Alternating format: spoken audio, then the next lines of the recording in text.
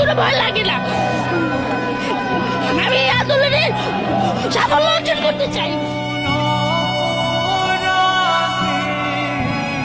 আমরা একটা শান্তিপূর্ণ আন্দোলন করতে চেয়েছি, কিন্তু ওখানে পুলিশরা এসে আমার ভাইদেরকে মেরে অশান্তিপূর্ণ আন্দোলন করে শুরু করেছে।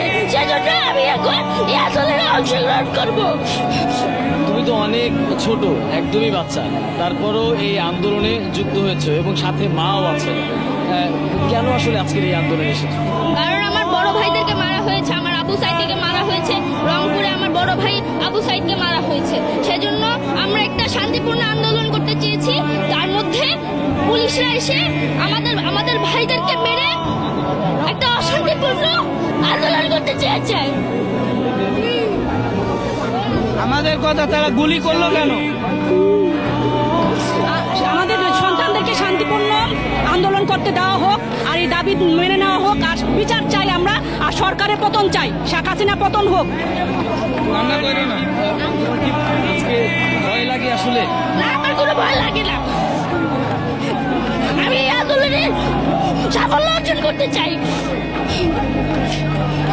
আমরা এখন খালি একটাই দফা, এক দফা এক দাবি।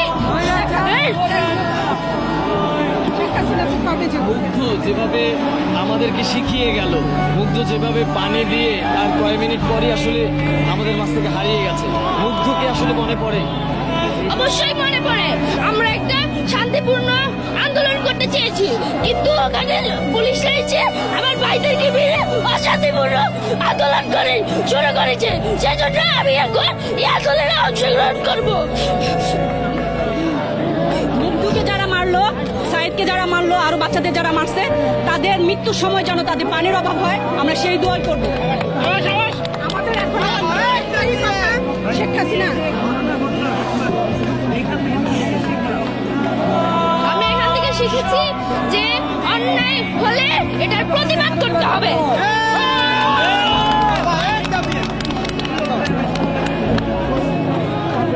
এখানে কোটা নিয়ে এখানে গোটা না, গোটা দেশটারে সংস্কার চাই।